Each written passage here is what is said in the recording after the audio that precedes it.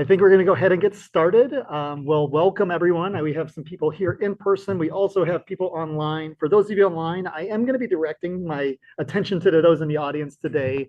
But feel free to chat, make any comments during the chat bar. Just as a point of clarity, I'm not going to be able to monitor the chat as we go, but there will definitely be some opportunities where I'm going to ask our people in our audience to make me discuss some things, and I'll ask those of you online to make some comments and have your input also throughout the presentation and the comments. So while I'm presenting, I am presenting here at the iHouse and presenting by myself. So I'm not gonna be able to monitor the chat bar itself or respond to your questions throughout the presentation if you're commenting online, but happy to have those comments. I'll try to take a glance at them throughout. This will be recorded and be sent out to those who registered for the event, but it will also be on our website for the workshop series itself. So as we begin, I just wanted to welcome everybody here in the audience and here on Zoom as well. My name is Jeremiah Lee. You can call me Jerry. It's a little easier to say. I am an international student advisor at the Berkeley International Office, and I'm really excited to be here with you today to talk about this workshop, this presentation, if you want to call it that, about adapting our behavior across cultures. And this is one piece of a workshop series. So this is not a standalone event. This event, hopefully you attend this and attend our other workshops so you can learn and build more. This is kind of your entry into all of this. So as we begin the conversation with this, I do want to say a few thank yous. First and foremost, I want to thank iHouse for hosting us for this event. So yay, thank you, iHouse. For all of the student-facing workshops throughout this workshop series we'll be having as at iHouse, because we do want to be as close to the student body population as possible. So a huge thank you to iHouse. This workshop series is a collaborative effort by multiple departments on campus. So I do want to talk about this workshop series as a whole. So this workshop series is called Our Difference is Our Strength.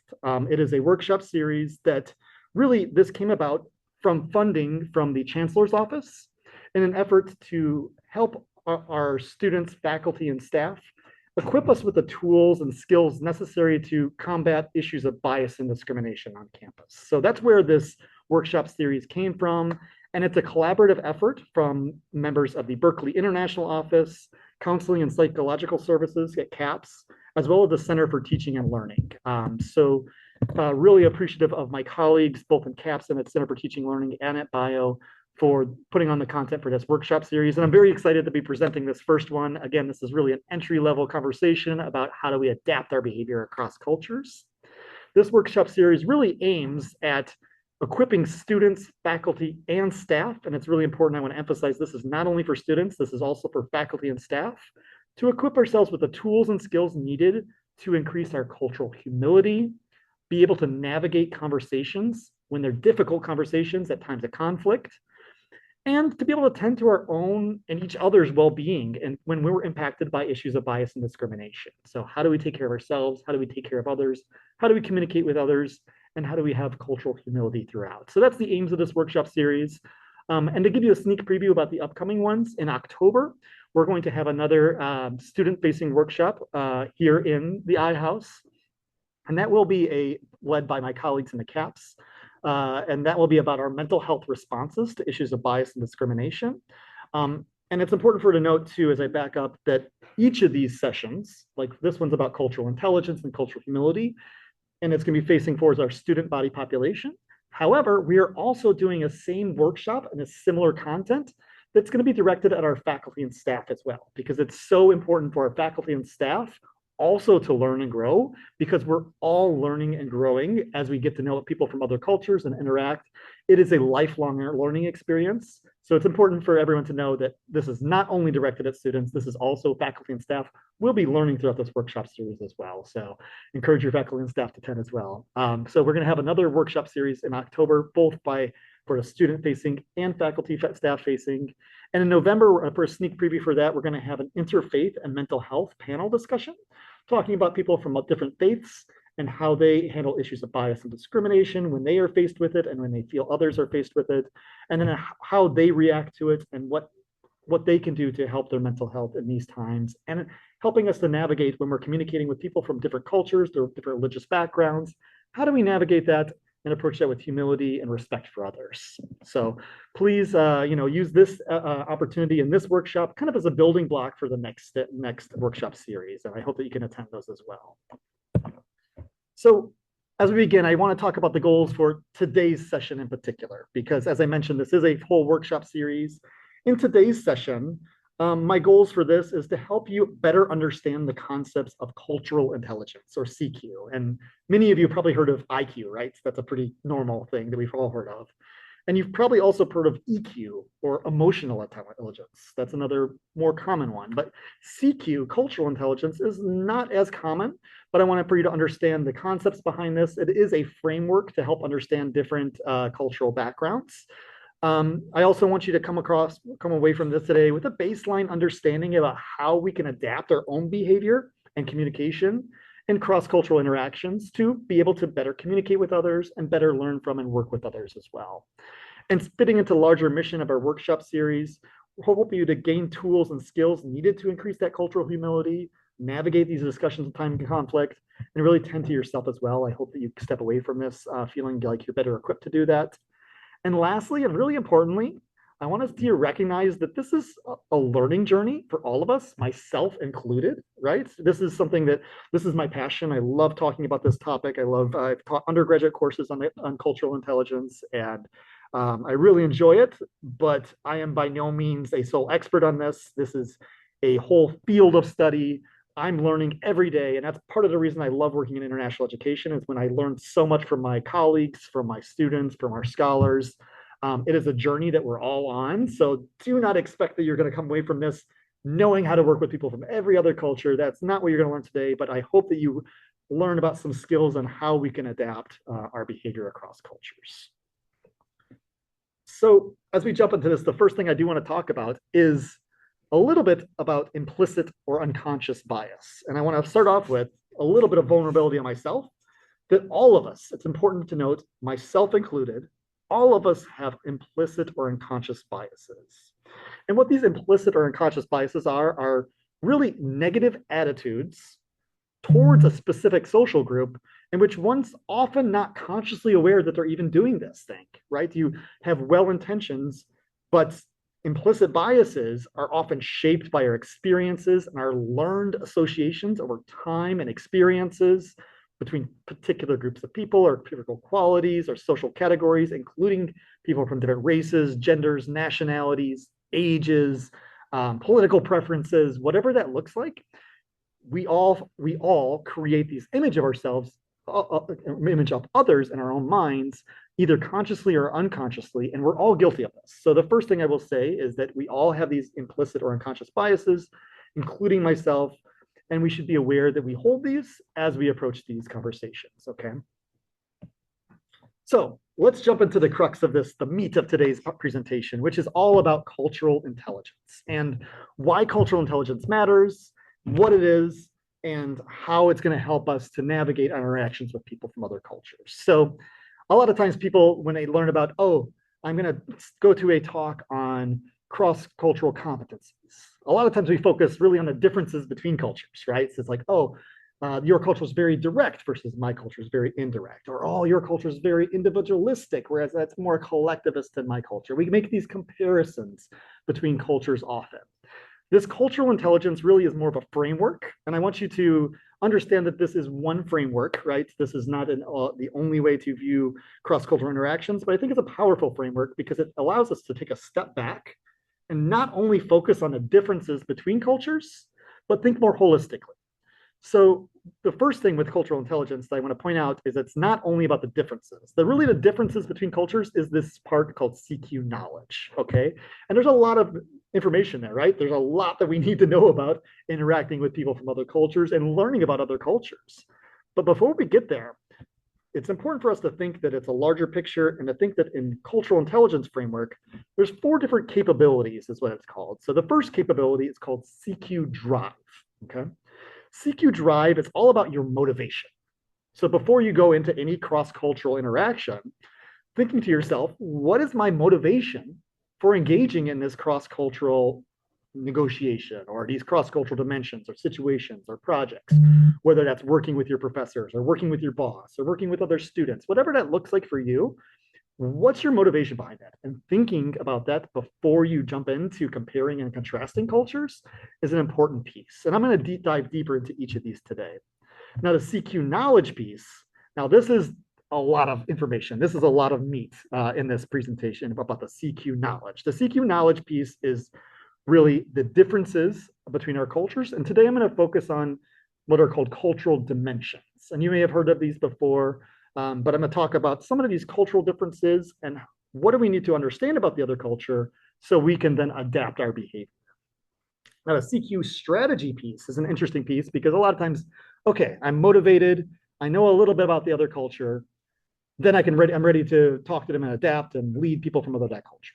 Well, what the cultural intelligence model asks us to do is to take a step back before jumping into these cross-cultural negotiations and making a plan in light of these cultural differences. What do we know? What don't we know? And what's our plan going into this situation? And lastly, and probably the most challenging piece, is the CQ action, because that's where I'm going to challenge you all to actually adapt your behavior. That means your communication style, and that means verbal or nonverbal communication style, or your leadership style, or how you behave when interacting with people from other cultures. But to not lose yourself in the process. And that's what the hard part is, right? It's being able to adapt some based on the other culture, but not lose yourself in the process. Let's dive into this a little bit more. So I'm going to dive into the CQ drive piece. It's about that motivation, right? So the CQ drive, as I mentioned, right, is before we get started in comparing and contrasting, thinking, why do I want to get into, why is this important to me? So I think it's important to think about this stage before we jump into the comparing and contrasting cultures, because there could be potential harm in focusing only on those cultural differences. So these cultural dimensions that are like a lot of compare and contrast that I'm going to talk about really came up from the idea of Hofstede back in the 1980s. And this was this idea of, okay, this is an individualist culture versus a collectivist culture, or a direct culture versus indirect, or a monochronic versus polychronic time system. And what does that mean? Which side of the fence is your culture on? But if we only think about these in like a dichotomy versus you are on this side and I'm on this side, it can allow us to start to create stereotypes in our minds about a culture, rightly or wrongly, right? A stereotype. So there could be harm if all you focus on are those differences and then trying to adapt your behavior on that. That's why it's helpful to start from the CQ drive stage and be like, okay, what's my motivation here for working with this person from another culture? And these concepts are brought by Dr. David Livermore, and I have the books down here that I forgot to grab out of my bag.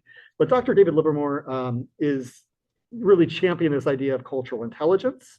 And Dr. Livermore breaks down CQ drive really into 3 different buckets. So the first bucket is this intrinsic motivation. And that's always going to be the most powerful type of motivation because it's internal, it's inside of us. Like, for example, I just naturally like meeting people from other cultures. I learn so much from my students or scholars, from my peers from other cultures, and it's just a passion of mine. It's what I love to do. But I recognize that's not the same for everybody, right? So not everybody, and in some instances, maybe you're going to be working with someone from a particular culture, or maybe your boss is from a particular culture, or it's just something that you don't have that internal drive. That's going to happen to us, right? But what we can do is draw on our other motivations, whether that is external motivations, like extrinsic motivations. So, for example, my father, he's my dad. He is an engineer in General Motors. And I've been trying to get him to do Duolingo forever because I love learning languages. My academic background is in second language acquisition and teaching languages. I love doing it. It's just a fun thing for me to do. So I've been trying to push my dad to do it for years. Finally, he's now with General Motors. He's having to go to Mexico a lot to go to plants down there for visits. So finally, it's never been internal for him. He never wanted to do it, but now he sees from his work, he has a motivation, an external factor. Now he's motivated to learn Spanish, and he's really doing it every day, and we're bonding over this. This extrinsic motivation helped him to then later grow the intrinsic motivation. Hi, and welcome in. Please grab some food as you come on in. So if you have this extrinsic motivation, right? So sometimes we're going to have the intrinsic motivation, sometimes we don't. And sometimes, let's be honest, sometimes we just don't have that motivation, but we know we have to do it. Maybe we have to work with our boss, right? Sometimes we just have to do it. Another part of the CQ drive is this, what's called self-efficacy. Just that feeling that you know what, I don't feel motivated now. I know I have to do it. I know the self-efficacy part is that confidence in yourself that you're able to adapt or learn to adapt. So have the confidence in yourself that maybe I don't have the motivation right now, or I don't know what I'm going to be doing next. That self-efficacy is the confidence in yourself that whether you don't know yet, you're going to find the drive and find the motivation and find a way to work with this because you know that you have to in these situations. So I'm going to challenge you to ask yourself before you begin any cross-cultural interaction to think, what's my actual motivation for engaging in this cross-cultural interaction itself? So when you start there, it gives you a framework to not just jump right into those differences. So that's kind of the CQ drive piece. Then we get into the CQ knowledge piece, which is about those cultural differences. Like, how are these differences going to influence a particular situation or project? So when I jump into this, and this is going to be a lot of information on this CQ knowledge piece, the one thing I want to start off with by saying is that we need to be aware of what's called ethnocentrism. And what this really means is that the view that, you know what, my way of doing things is the correct way, right? And we often think about this, right? I've been doing this forever. This is how I do it. This is the way that it should be done. Whereas somebody from other culture is doing it this way, that doesn't make sense to me. That can't be right. So we need to think about from a perspective of and be wary of ethnocentrism and thinking that our way of doing things and our way of communicating and our way of leading is the only way or the correct way. We need to be able and willing to adapt and flex. And I'm going to talk more and more about this today, but be mindful of ethnocentrism and thinking that our own way is the best way of doing it. The other thing I will say, it is absolutely impossible to be a walking encyclopedia of knowledge from other cultures. As much, especially we are here in iHouse where there are people from all over the world, right? And you have great opportunities to interact with people from other cultures and learn from them.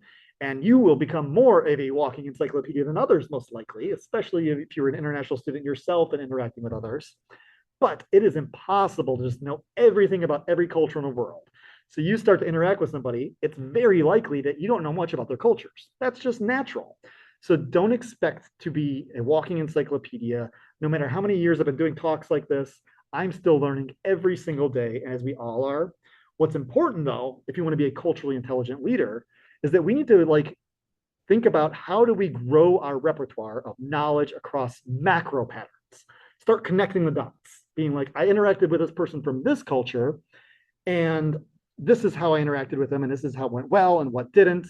I'm now interacting with somebody from a similar background, not the same, but maybe some of these, and you start to connect the dots and start to shift your leadership style in different situations to be more effective. So again, connecting the dots, creating macro patterns, recognize that you're not going to know it all. None of us will, and that's okay. Another thing to point out is that it's not expected you to be a person of that cultural group.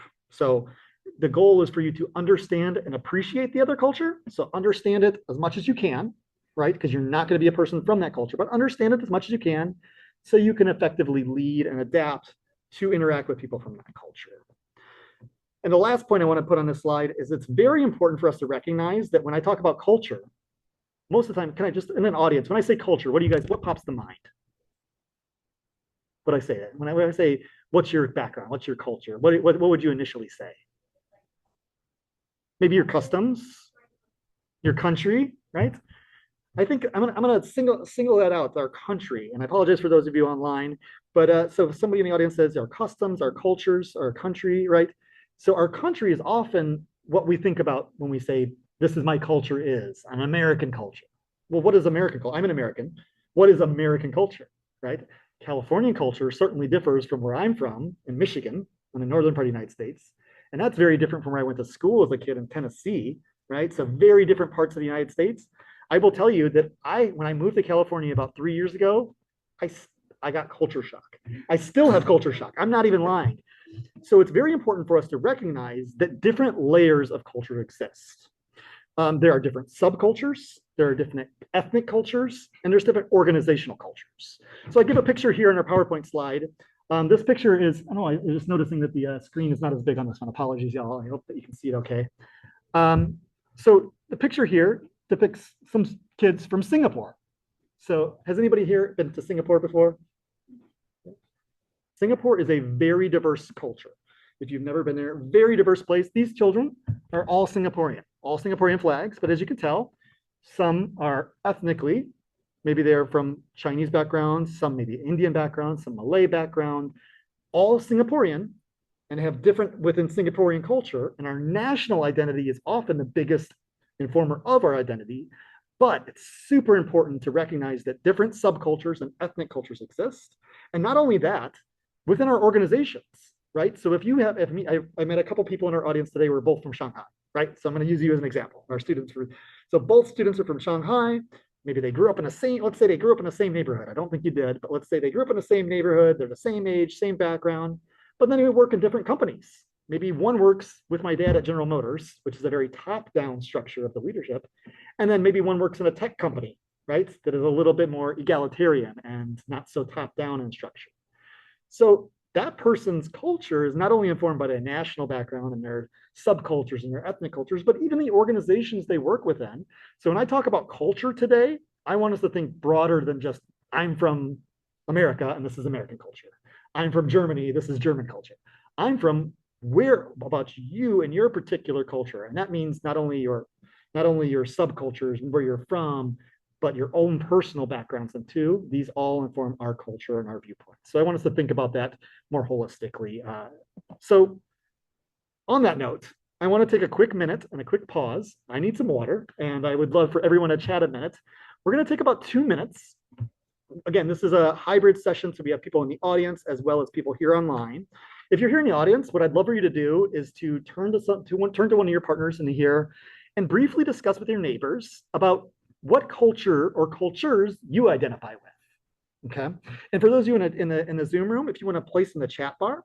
So for example, I'm just going to give you a quick example to get your ideas generating. So for me, I'm American. So I identify as an American culture, but I'm from Michigan. So I think about, very Midwest culture. But I also spent a long time living in Japan, which is clearly a very different culture than the United States. And what I think stands out to me about Japanese culture that really shaped my own culture was things about collectivist culture. It's more, I think, more about the group than I do individuals, whereas Americans think very much about the individuals, as well as I'm still pretty direct. I'm American, but I think I'm less direct than I would have been had I not spent many years living in Japan. So for me, my culture is an American, Midwestern, but also informed and shaped by my experiences. So I want everybody to take about 2 minutes. Those of you in the audience here, I want you to chat with your neighbors just for a minute. So, and those of you in the chat here on Zoom, take a few minutes to chat in the chat bar and talk to you about what cultures you identify with, not just your national one. Okay, so just to wrap us up, and I apologize for the short conversation, just managing both Zoom and in person. What I'm hearing in the audience and both on the Zoom is that people identify with a lot of different things, different parts of their culture. I see some great comments here about, people in the chat talking about their influence from their religion or their backgrounds or grandfather of immigrants, Bay Area native. Many things inform what you identify with as your culture. So I think this is important for us to distinguish that, our national identity is probably one of the strongest things that does shape our perception of culture, but so much goes into culture. It's not just our one identity, and it's not a monolith, and none of us live in a monolith. And that's important to think that those we're interacting with as well don't live in a monolith themselves either, right? So they come from a very diverse background in their culture, and that's an important thing to us distinguish and learn about the other person. So great conversations, and I'm sorry to cut it off shortly, but let's continue on this conversation about CQ knowledge just a little bit. Now, I heard some great things in the conversation here, talking about people's backgrounds and their own cultures, and it's like I heard a lot of different little things about whether they're from Shanghai and what their individual backgrounds are. But some of these that everybody in this room and everybody in the Zoom room share some things that are just universal. Like these are like things like basic human needs that all of us experience: love, joy, fear. We all experience these. Humans as in general experience these. However, how we express those can differ greatly. right? So that comes into the cultural thing. And some of these things, I'm sure you've all seen this iceberg metaphor, but this iceberg metaphor talks about, in the cultural things, some of these things are very apparent to us, right? I can look at somebody's clothing or hear hear the language they're speaking or see the food they're eating and get a general understanding of what my perception of their culture would be. But deeper than that, and the hard part for us is identifying the different values and assumptions that people have about their culture, their perceptions, their feelings, their unconscious thoughts. These are hard for us to identify about ourselves, but also for us to understand about others.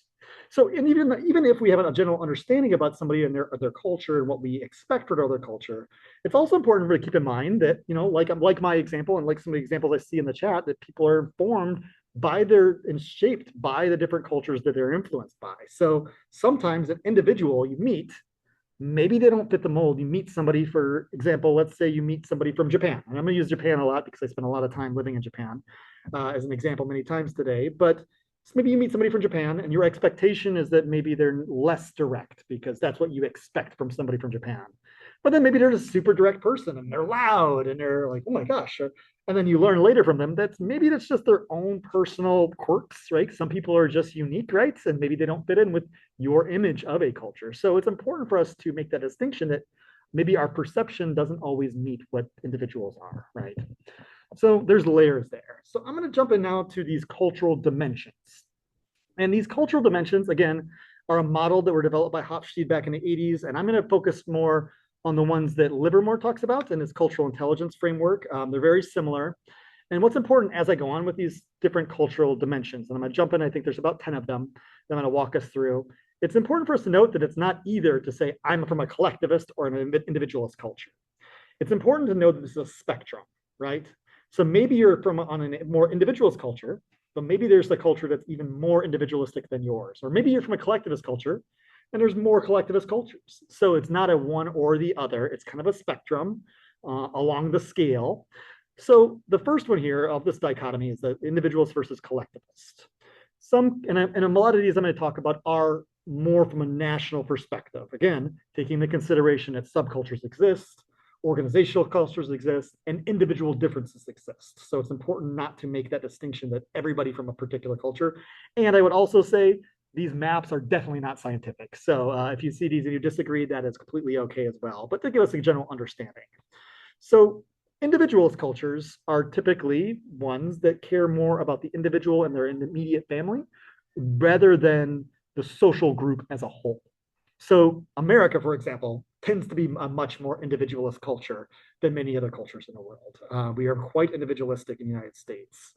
So if you're working people from individualist cultures and you're not from an individualist culture, you can give these people type of incentives or goals to lead these people and to, because it's not to say that they're only thinking about themselves, but you need to think about ways and you could adapt your behavior, maybe if you are from a more collectivist, to help understand and lead and support people from those individuals' cultures. Whereas other people from more of a collectivist cultures, there's this mindset of an in-group versus out-group. Social harmony is key. And the emphasis is really on long-term relationships. So this individualist collectivist is a very broad cultural dimension that we all want to focus on. So this is the first of a few that I want to talk about. Another one I want to talk about that may inform us, right, is power distance. So maybe you're talking with your professor. Many of you are here and students. Maybe, for example, power distance, we talk about that, is the amount of distance that's expected between leaders and followers. So at least in the United States, it's important for students to go to professors' office hours. If you're not doing that as a student, this is like hint, pro tip, go to your professor's office hours. They want to see you, they want to meet you. It will help you create a connection with them. It's going to help your individual learning. Please go to their office hours.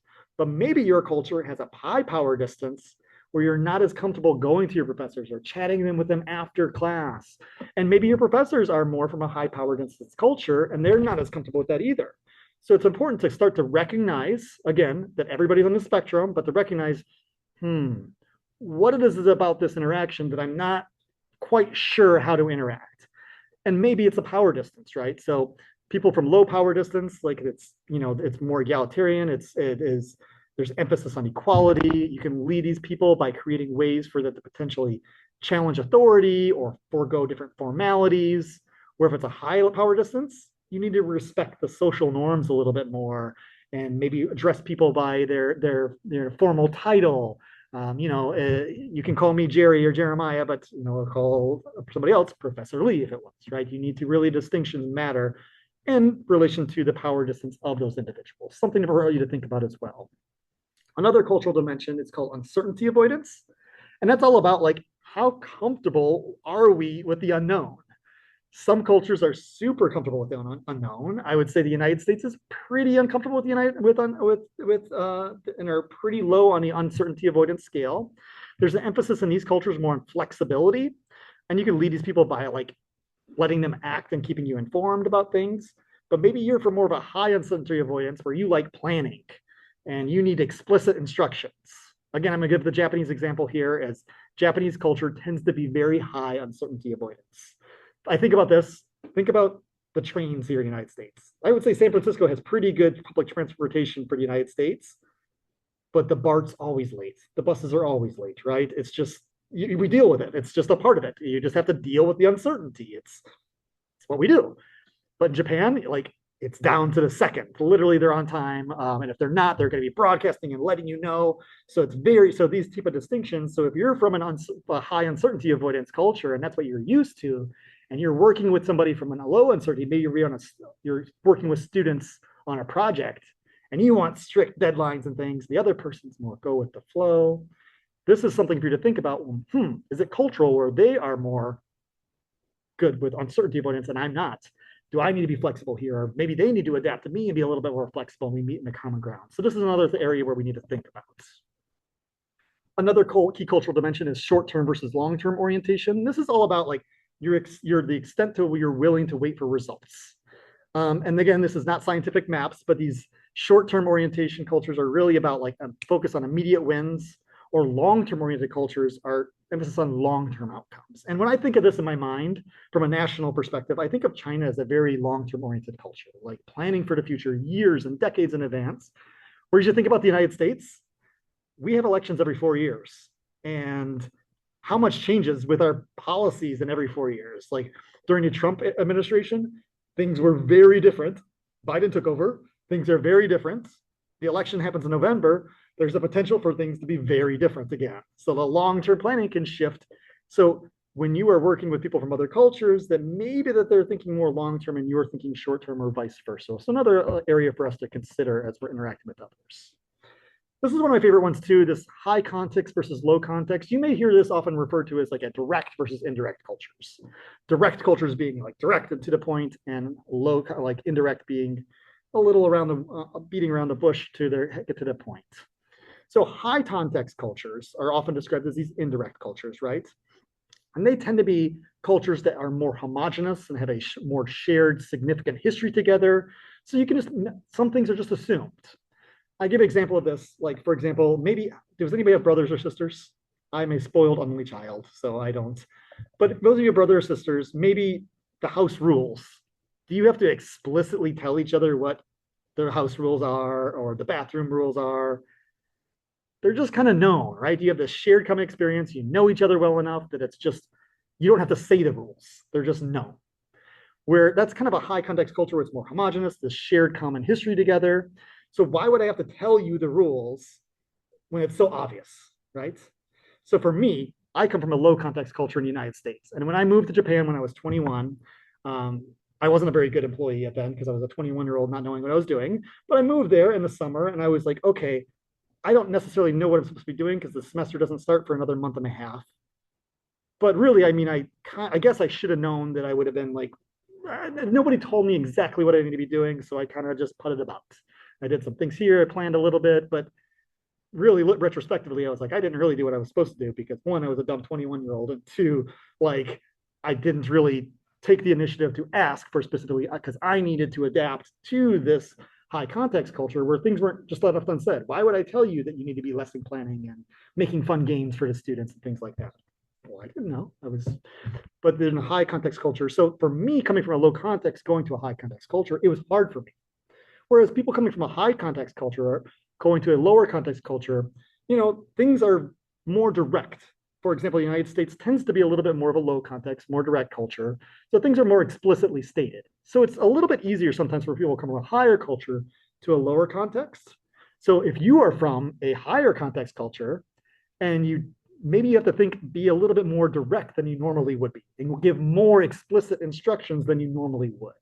Or if you're from a lower context culture, thinking about maybe I need to be, they can understand and I don't need to be explicit to everything. Why am I having to explain every single step? I want to give one more extreme example of this, right? So again, this is a spectrum, right? Not everybody, it's not either your low context or high context. United States tends to be a little bit lower context. We tend to be pretty direct. But another example is the Netherlands. People from the Netherlands tend to be pretty direct. So they're like on a lower context scale. And I give you an example. I was at a university back in Michigan where I'm from, doing similar things, working in international education. And I brought this 20-year-old kid from the Netherlands to a middle school to talk to these middle schoolers in like a geography class or a history class about his culture. And one of these middle schoolers raised their hand and said, "What's the biggest difference between American culture and the culture in the Netherlands?" And I'm just off to the side, not really listening. And this guy from the Netherlands says, "Oh, Americans always lie." And I was like, "Ugh, what do you mean?" So I had to interject. I was like, "Oh, well, so what do you mean by that?" And he's like, "Well, in the United States, if somebody comes in with they got new shoes, and they look terrible, people will be like, 'Oh, you got new shoes. Oh, they look nice.' And then they go on." But he says, if in the Netherlands, if somebody comes in and knows one of my friends has terrible shoes, I was like, "What are you doing? Your shoes look awful. Why would you buy those? You're an idiot." And I was like, okay, that makes sense. But now I have to explain this to these middle schoolers about what you mean. So again, a very direct context, more direct than my direct context in the United States. So it is a spectrum where we're all have different communication styles. So this is a key one that often causes maybe disagreements on people not seeing eye to eye when they're working together. Another one that often comes up, another cultural dimension, is universalism versus particularism. Universalistic cultures tend to emphasize rules and the standards that are set for everybody. The United States tends to be a very universalist country. Let's go with that. We have the same laws for everybody, the same rules and standards and policies, and education in the United States tend to be that way as well. There's policies. This is the policy for the class. You got to abide by this. This applies to everybody. Whereas particular cultures, it depends on your relationship. It's much more relationship oriented, and there may be the context matters on whether these rules apply to you or they don't. So if you're working with somebody and you're not seeing eye to eye, sometimes it may be because they're from a more particular cultures and they don't understand why these same rules have to apply. And this happens to us in the Berkeley International office sometimes too, where I have to be like, nope, these are the government's rules, not ours. It applies to everybody the same. And well, my situation's a bit unique. I'm sorry, the same rules apply to everybody. So this can be also a difficult conversation at times and a points of contention for people sometimes. The last two I want to talk on, this is more about communication styles, neutral versus affective cultures. Neutral cultures tend to be more logical in thinking, and there's an emphasis on non-emotional communication, hiding your feelings.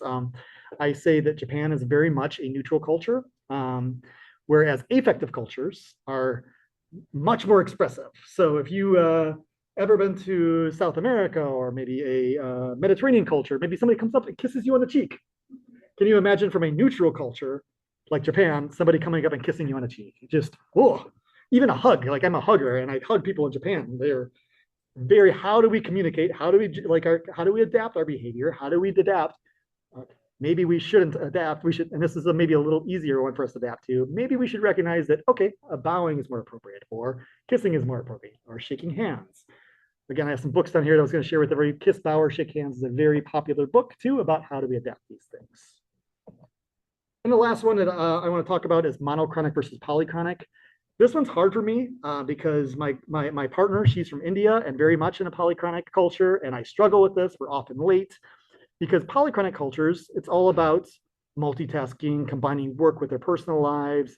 There's flexible deadlines, flexible starts. I would say maybe even Berkeley's polychronic, right? Because Berkeley time, where even today we started a little bit late, that's pretty normal. I'm very much monochronic. I'm like, okay, it starts at 5, let's start at 5. Time is linear. Most of the world is polychronic though. So if you come from a monochronic culture and you're used to these times, expect to maybe have to work a little bit on flexibility and expect that people view time differently around the world. That was a crash course in like basically I used to teach an undergraduate course on this stuff and I just went through it in about 10 minutes. So if you didn't get all of that, that is okay. But what I want you to take away is that there are these different cultural dimensions that can be used as a framework, again, for us to start to understand the differences between ourselves, different cultures, but don't only focus on these differences, right? So let's talk about that. Don't only focus on those differences, right? Similar, I want to, just before, I want to take a quick minute for me to drink some water, maybe you to enjoy a little bit of conversation amongst each other. For those of you in chat, you can drop a chat here. If you're on Zoom, you can drop in a chat. Can you talk with your neighbors or in a chat bar about a time, or excuse me, when you, like, where's the line for you in distinguishing, okay, I understand these cultural dimensions, but then it kind of maybe can create stereotypes in our mind. What is that distinction? Where's the danger in that? And how do we distinguish that? Hard question, but I want you to maybe just start to discuss it. It is not a one answer only, but if you're in a Zoom room, maybe chat about it. Again, if you're here in the audience, chat with your neighbors. We'll take 2 to 3 minutes to chat about this, and we'll continue on. So again, CQ knowledge is all about those cultural differences, right? So this is, and we are not, again, remember, we're not going to be walking encyclopedias. We're not going to know everything. These cultural dimensions can help us, give us a framework, right, from different people from different cultures. And again, trying not to create a stereotype, because a national identity is just one aspect of a person's identity, but keeping those in mind can help inform us about how we then, to be culturally intelligent leaders, can shape our behavior to better work with them. Again, because as much as it would be nice for other people to adapt to us, you know, you as a culturally intelligent leader, what actions can you do? And again, I will talk about later too, about when to adapt and when not to adapt. That's an important piece. So the CQ strategy stage that we jump into next is all about, okay, this is a piece that a lot of people miss. Be like, okay, I understand the different cultures a little bit now. I know a little bit about this other culture and I'm motivated to work with them. I understand a little bit about this culture. Okay, time to adapt. Well, the CQ strategy stage says, well, let's take a step back and make a plan first, even if it's like in our own heads. So the CQ strategy stage is about how we use the understanding from the CQ knowledge stage. And it goes beyond the surface into the subtle but more powerful issues at hand that either make or break our leadership. So we need to think about these like and make a plan. So CQ strategy stage challenges you to plan out your cross-cultural interactions. And I know that's not always possible. We don't have the time to do that. But if we're conscious about it, and if we have the time and ability to take a step back, do some research in advance, and maybe make a plan, it's going to help us so much more. And it's also important for us to become aware, become more aware. And what I say by this, the most important thing that we need to become aware of is our own culture first. I'm going to repeat that because it's super important. When we become more aware, the first step we should do is become more aware of our own culture and how we do things first.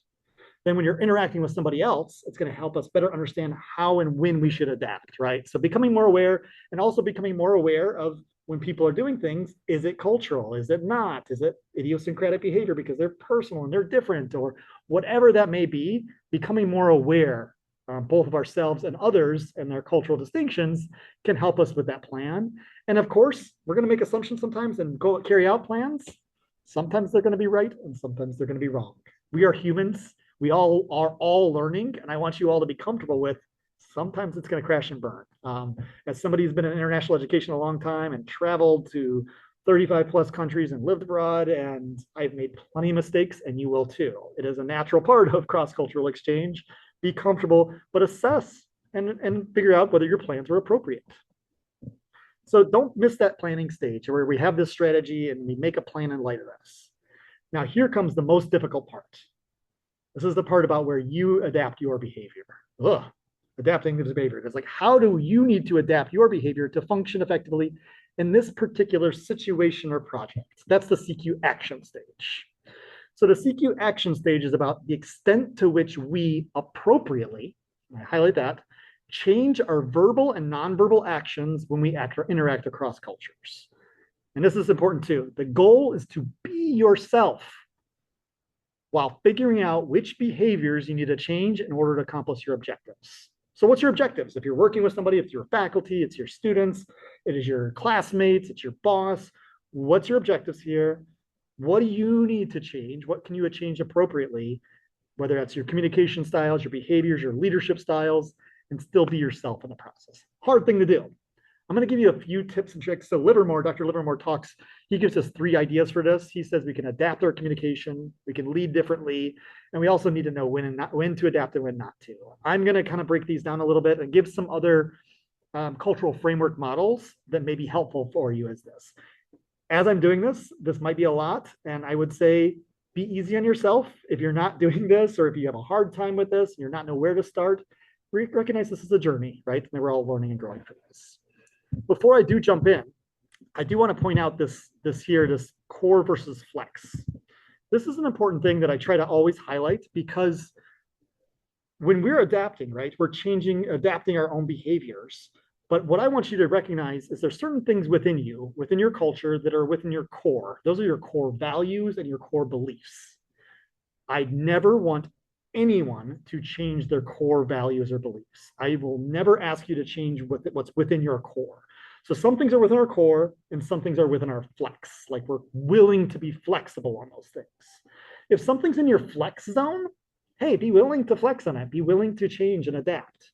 But if it's within your core, and everybody's core, everybody's values and beliefs are going to differ. If it's within your core, do not flex on it.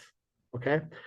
So an example of this core and flex, some things could be very, your values or beliefs, but it could be something as simple as clothing. Can anybody think about an example of when clothing would be in somebody's core?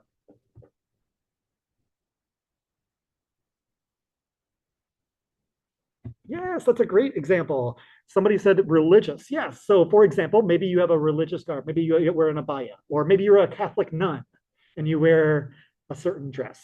And this is something that you're unwilling to change on. This is important to me. Whereas me, I'm wearing a suit. I'm going to go take this home. I'm going to wear a sweatpants later. It's no big deal.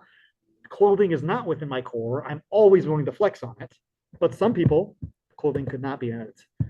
I see other things, hair coverings, facial hair. Absolutely. These are all potentially within somebody's core that is not within other person's. But if it's within your core, I never want you to adapt on those. So let's talk about each of these 3 things a little bit more in depth. The adapt your communication. Again, my background is in my academic background is in second language acquisition and teaching. I went to graduate school for teaching language to speakers of other languages. That's my background. So I'm going to lean on some of these principles. So when we talk about adapting our communication style, I want to point out this quote from Livermore because I love it. Communication is not only about saying the right thing, it's about the right thing being understood. Not only about saying the right thing, it's about the right thing being understood. There are 2 interlocutors, right? And if, as much as I talk all day, like an hour and a half today, if you walk away and didn't understand what I was talking about, that's on me, right? That's about my communication, how I deliver this, right? And I need to adapt that. So a few ways that we can do that is this one, and from an academic model called a comprehensible input. And there's a phrase called I+1, that's what it is. This was developed by this guy Krashen back in the 1980s. And he kind of revolutionized like how we teach languages or learn about languages.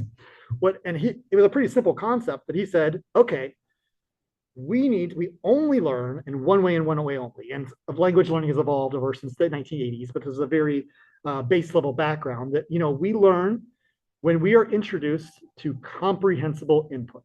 And what that means, whether it's about us learning another language or if it's a content that we know or don't know, that if we only know so much, and if we try to learn just a little bit outside of that, like what we know is the I, and if we learn I+1, something just on the outside of that, as you can see by this fancy comprehensible input image, if we learn outside of that, it's comprehensible to us and we can learn. But, so for example, I speak Japanese. I studied Japanese a long time, pretty fluent in it. I can speak conversationally pretty well, have some beers and some gyoza, and I can talk just fine. But if you start talking geopolitics to me or talking about medical, I have no idea what you're talking about. It's not comprehensible to me. It's going to be too challenging for me, and I'm not going to understand it. Another example, maybe you're speaking to a second grader about math, and they're going to understand, what they know when they're learning about their school, and you can teach them a little bit more than they already know and talk to them about a little bit more about what they already know. But if you start talking to them about trigonometry, which is probably about their I+10, well, of course, they're not going to understand. So what's a challenge when you're working with people from other cultures is everybody is, often people are second language learners, or maybe they don't understand the cultural context as well. Think about, what does a person know, including their language and the cultural context. Maybe it's also about your organization, right? So maybe you're in a new organization and they're like, oh, you got to do, and you're using jargon from this or slang from the work. And if you're using these jargon that are very specific to your organization and it's not comprehensible to somebody else from who's not within your organization, well, it's going over their head and it's going to lose them. And you're going to see, you don't need to be a language acquisition professional to look at somebody's face and they're going, huh? To recognize they don't get it. So maybe in those instances, change how you say things. So for example, at Berkeley International Office, we're often telling students, okay, your application is going to be adjudicated by the USCIS, by the government. Okay, why don't we say your application will be reviewed by the government? It's much easier to understand. Your application will be reviewed versus your application will be adjudicated. Let's think about the language we use, make it comprehensible to somebody else, make it not so difficult, because it's all about communication. It's about the right thing being understood. So if I use fancy language or jargon or slang, that can be difficult for somebody, even if I know what I'm talking about. For example, as an American, I say, oh, this presentation is going great. Maybe, maybe not. I'm hitting it, I'm knocking it out of the park. Baseball analogy. How many of you know this phrase, knock it out of the park? 1, 2. This is a very common phrase in the United States. I'm knocking it out of the park. Well, that means I'm doing very well. But because I hit a home run and I knocked it out of the park. But it's not comprehensible to you because it's something that's out of the context, is you don't have that context. So think about, is this comprehensible to somebody? Do they have this framework? Do I need to use this slang? Do I need to use this phrase? Do I need to use this difficult word that maybe or maybe not somebody? So making things comprehensible and communicating within and making sure people understand what you're trying to say. It's crucial. The other point I'd say is listen, and more importantly, actively listen to others. People often, when they're communicating in a second language, are developing this script in their mind before they start to go in. So like, for example, when I'm speaking Japanese, I'm about to speak to somebody, I kind of like go through a script of like what I'm going to say to get it out. And then they start talking to me. I'm like, but I have that script. So often let people go through their scripts, and then you have a more, like, they feel heard and they have a better understanding that you are listening. And then you can also get an idea about what their language level is, what their understanding is. So then when you respond, you can respond in a way that's comprehensible and not above them, right? Or you're not speaking down to people that's too challenging. So helps us to understand where people are coming from. And lastly, I would say, and it's an easy one, be curious. Take the time. If you're working with, maybe it's your boss, maybe it's your faculty, maybe it's another person in your group, take the time to just do a quick Google search about their culture, what's going on. If there's something, larger issues, current events happening in their home country, something that you connect with them about, this is going to help you understand the small nuggets of information that puts together the bigger picture. So those are a few ways that we can adapt our communication. And again, this whole CQ action stage, there's whole studies, there's whole books about this, like how do we adapt? This is not an easy thing. I'm giving you a crash course, but these are just a few ideas of how we can adapt our communication. So last time, I'm going to pause for discussion here today. This will be our last discussion piece for another 2 minutes or so. Those of you in chat, if you want to chat, think about a time that you struggled to communicate with someone from another cultural background. And that could be, again, doesn't need to be a different nationality. It could be from organizational culture or subcultures, whatever that may be. And then what did you do to resolve it in that situation? So think about that, reflect on it. Those of you in the audience, chat about it together. Those of you online, if you want to chat and maybe think about, it's a time that you had struggled to communicate with somebody from another culture, and what did you do to resolve this? Let's take 2 to 3 minutes. So great, I hear some great ideas, and we have some great chats here. Just to keep us moving on, there are 2 last sections here I want to talk about, leading differently, and it's a little bit of a complex topic, as well as when to adapt and when not to adapt. So our last 2 sections for today. When we talk about leading difference, now this could be a hard one. Like, how do we lead differently? And this is really the hard part. Like, how do we actually adapt our behavior in light of all of these? And as I mentioned before, I am not going to be able to teach you in a few sessions here in a few slides about how to do this. This comes through time, experience, practice, and really influenced by your own personal motivation as well. But this is something that takes time and effort. But if you're thinking about how to do this, and another great book that I have here that I want to share is called Global Dexterity by Malinsky, and I want to share some of his principles that he talks about here about how to lead differently, because he has some great points about what's called a cultural code. So he's thinking that, okay, you're in this foreign culture and you want to be effective, and you have a sense that the rules are different. Let's talk, and he talks more from a workplace, right? So he talks more about a workplace. So you don't understand you're in a workplace and you don't know what the rules are exactly, and you can't pinpoint it. But you know something's not right and you need to adapt somehow. So what do we do? So what Malinsky suggests that we do is try to identify this cultural code. And what this cultural code is about so it's informed again, but not just our country, right? It's about the national culture as well as the regional norms, individual differences between your manager, for example, as well as your company, right? For the examples, maybe you're in a top-down structure like an engineering plant or a more egalitarian tech company, whatever that looks like. And then you're trying to figure out, how direct do I need to be, right? That high context versus low context. Or, another example that Malinsky talks about in his book is, if we're in a job, we got to sell ourselves sometimes, right? I want a promotion, but I have to be able to sell myself and promote and like hype myself up. How do we do this in a particular culture? That's that cultural code is about, like, what it is in that culture. How do I be more direct? Or how do I promote myself more? Or how do I hype myself up more? This is what this cultural code is. So what he talks about, and Malinsky gives, very tied into these cultural dimensions, but he talks about, okay, how direct do I need to be? Or how enthusiastic at work do I need to be? Or how formal at work do I need to be? Or how assertive do I need to be? Or self-promotion, how much do I hype myself up and promote myself and what I'm doing at work? Or how much do I disclose with my boss and my colleagues? So this can differ, again, in different cultures, and they're informed by the national, regional differences. But what Malinsky asks us to do is find this zone of optimal performance, super fancy academic words. Let me explain what that means by a couple examples. Sorry for the low quality here, and especially for those in the audience. So for these examples, so we have a couple examples. First is if someone named Raj, and Raj in this scenario would be from India, and he is working in the United States. So he knows, though, he's trying to get a promotion.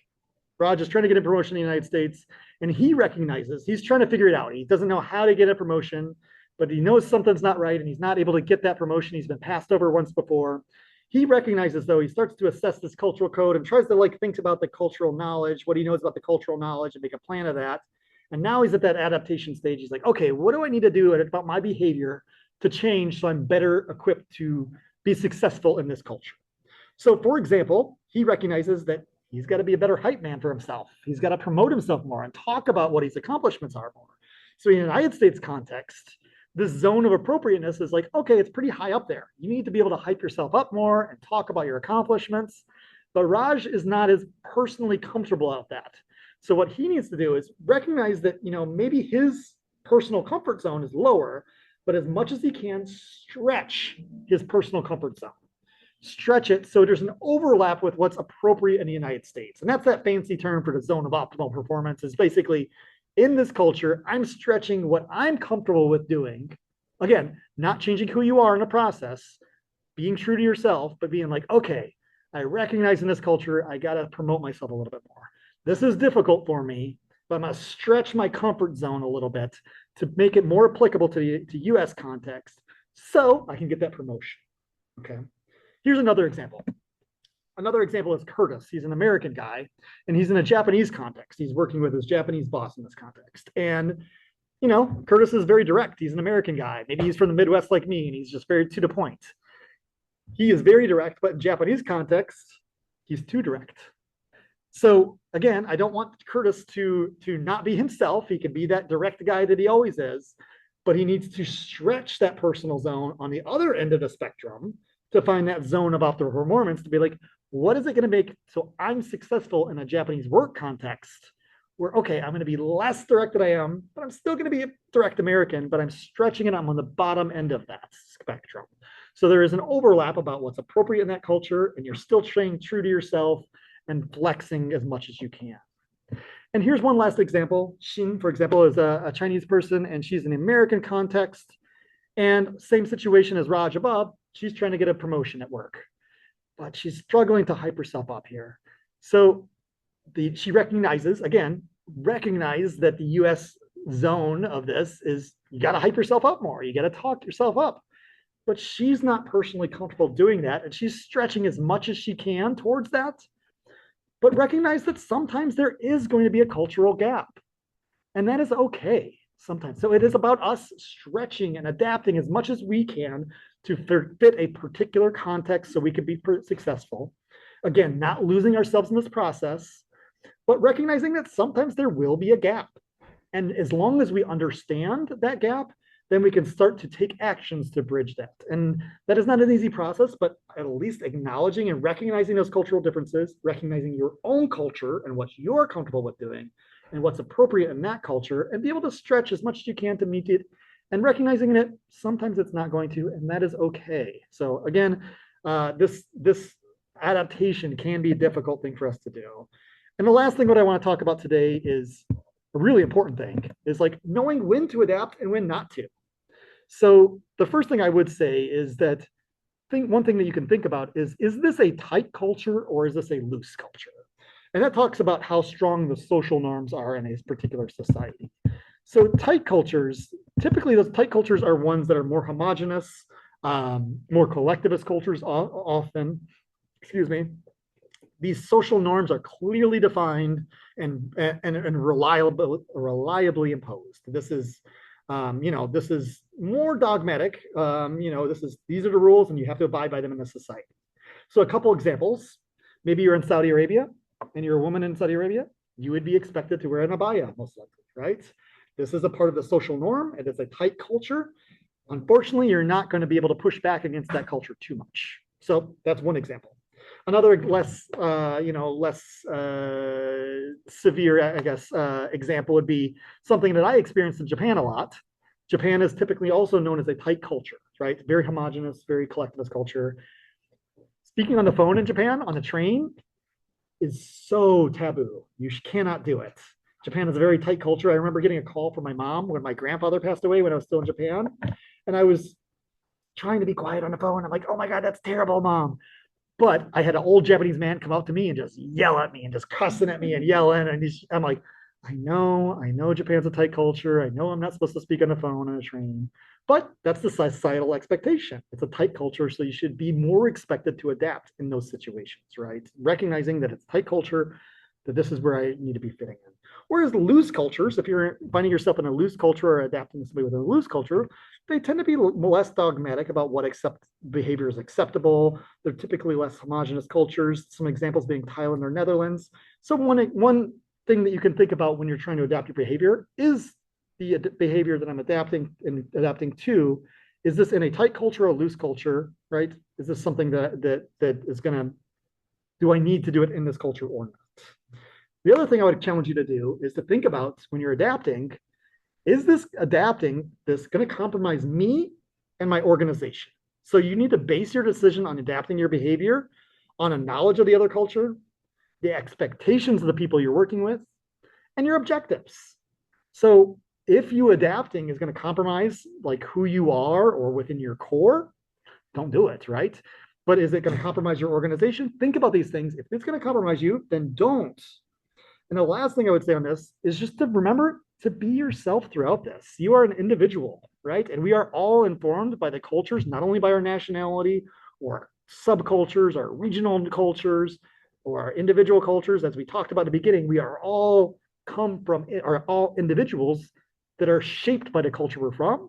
So be yourself and don't lose yourself in this process. It is, yes, I want you to adapt to be a better leader and be a more culturally intelligent leader, but I want you to be yourself and I want you to be comfortable and recognize that, we're all learning in this and that sometimes we adapt and sometimes it's successful and sometimes it's not.